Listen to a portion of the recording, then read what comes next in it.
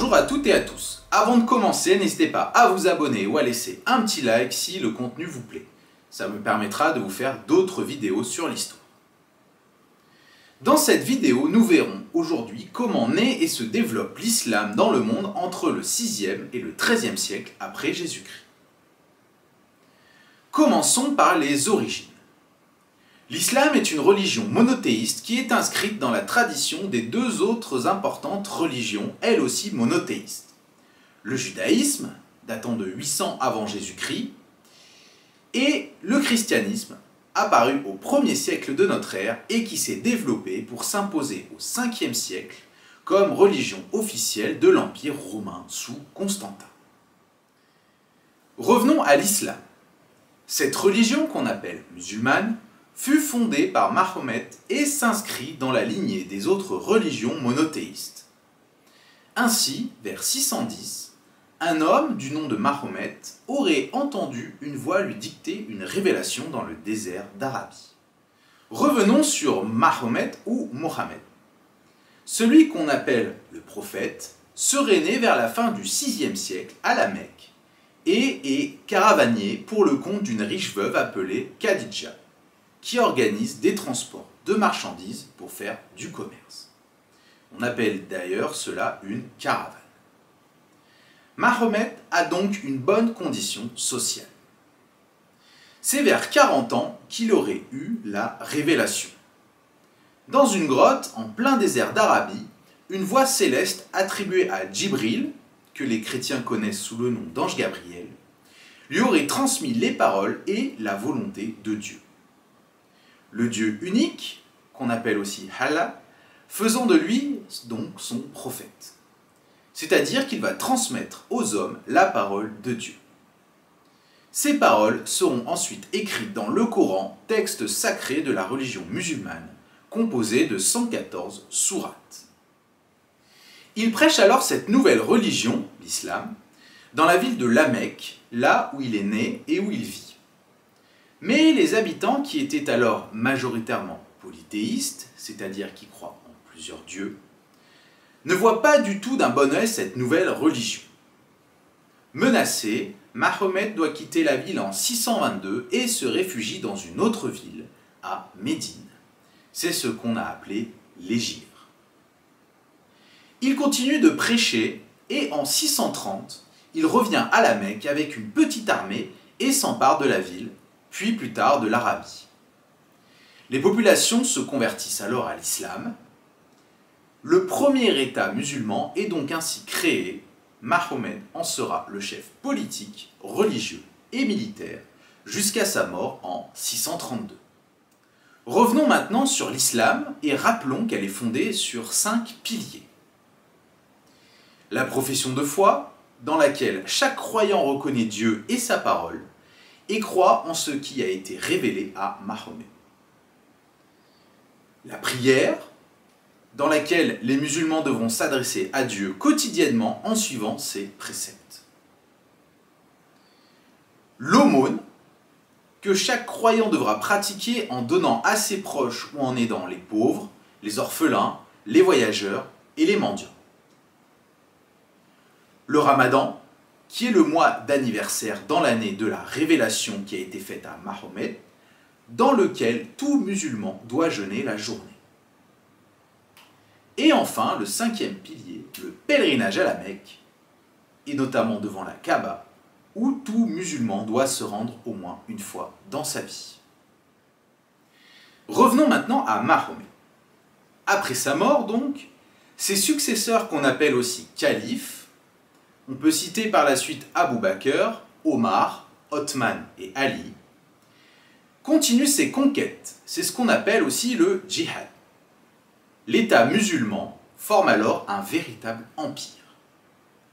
Abu Bakr finit la conquête de la péninsule arabique jusqu'en 634, puis Omar soumettra la Palestine, la Mésopotamie, l'Égypte et la Perse.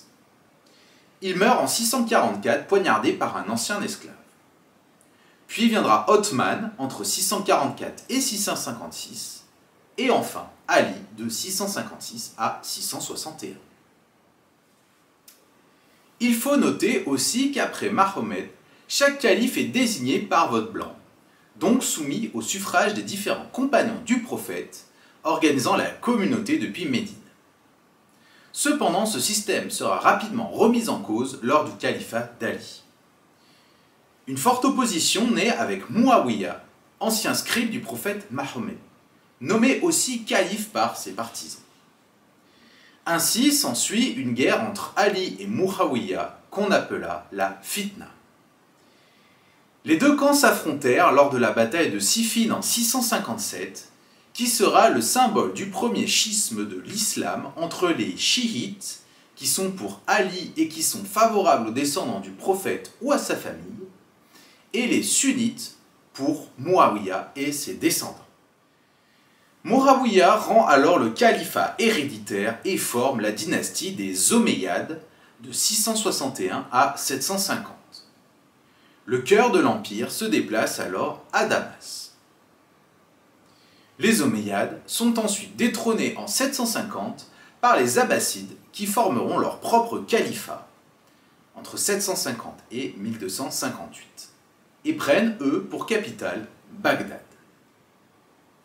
Sans entrer dans les détails concernant l'histoire des différents califats, il faut noter que depuis cet instant du premier schisme, les califes transmettront principalement leur pouvoir à leurs fils.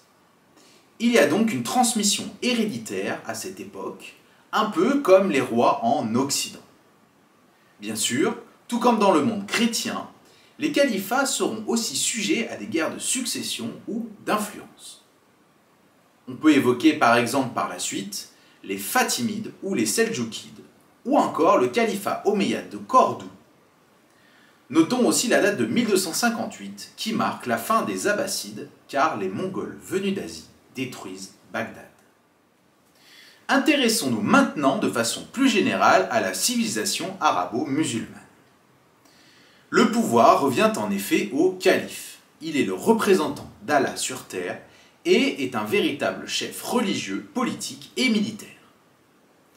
Il nomme le vizir, l'équivalent d'un premier ministre, qui dirige son administration. Il nomme aussi les émirs, qui sont des gouverneurs de province, et les cadis, les juges religieux. Notons aussi que les peuples conquis doivent se convertir à l'islam, mais les juifs et les chrétiens peuvent dans un premier temps garder leur religion contre le paiement d'un impôt.